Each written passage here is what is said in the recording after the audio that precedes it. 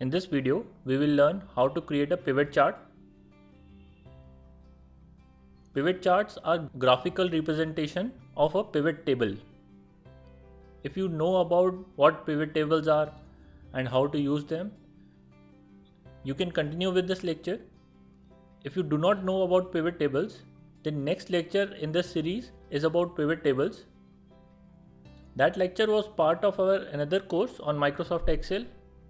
We have included it here so that you can learn about pivot tables. If you want to learn more about other such features of Microsoft Excel, you can enroll in our another course of Excel Masterclass.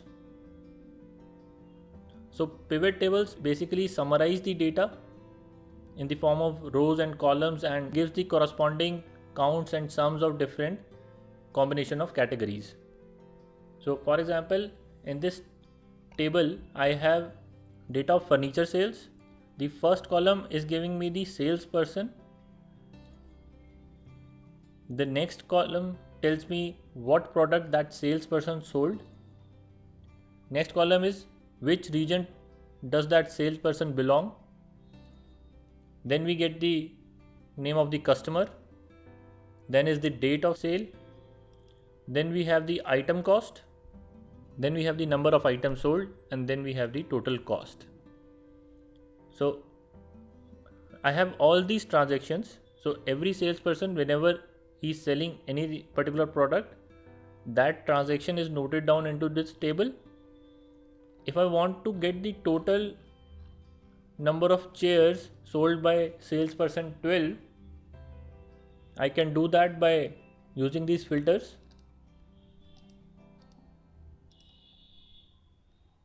And setting that as salesperson 12. And then I can add the total cost or the number of items, whichever I want, to get the total number of chairs sold by salesperson. So this is a very lengthy process.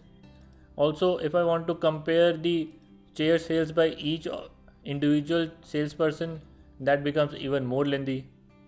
This is where summarizing the data using a pivot table helps us.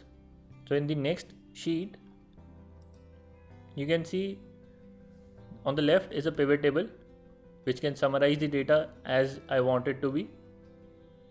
Corresponding to this table, I can draw a corresponding pivot chart.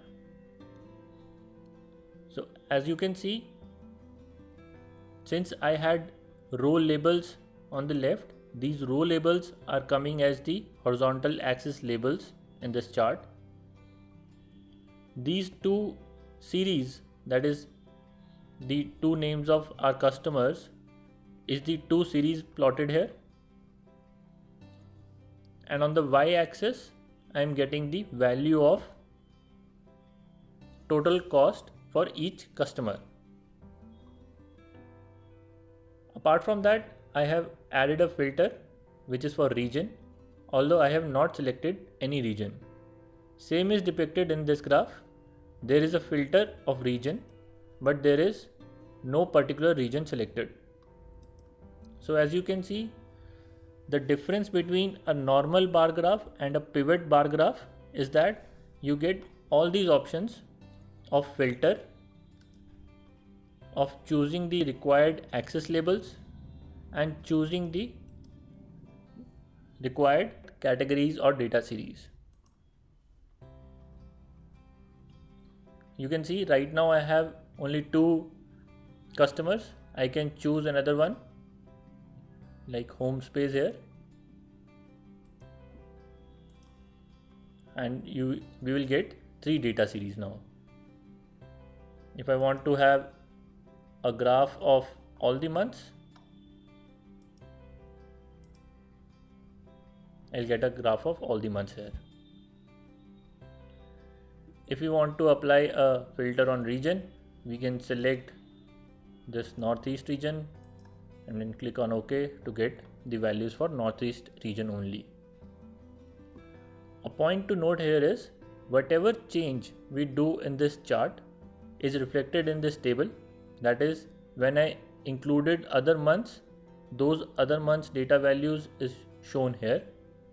Similarly, if I change anything in the table, it will be reflected in the chart. So if I am removing January and Feb from this table, that will be removed from this chart also. So there is a two-way link between a pivot table and a pivot chart. However, if you delete this pivot table, it will not delete this chart. This chart has its own individual identity. It will still continue to exist with all these filter options still remaining. Also note that there is an option of creating slicers, which probably you would be knowing. If you do not know, refer to that other video that I told you about earlier. So if you have slicers here,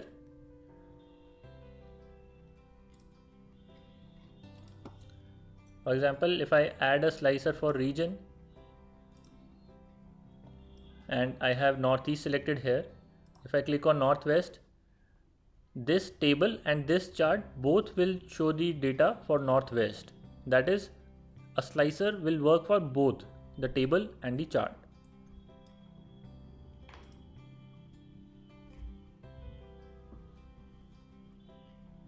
So let us now learn how to create this chart when we have this pivot table. Click anywhere on the pivot table and go to insert and click on pivot chart. So here you will get all the options. The first one is a clustered column chart, which is what we drew. If you want to draw any other chart, you can select that also. And this is the pivot chart that we had with all the different filtering options. So if your data has a lot of cuts and you would like to show different scenarios or combinations of data series and categories in your presentation, maybe creating 10 or 12 different charts will not help. Creating this one pivot chart and using its filters to show all those while presenting may be a better option. So it's a very strong chart. Whenever you are summarizing the data using a pivot table, you can always use a pivot chart along with it to graphically represent the pivot table data.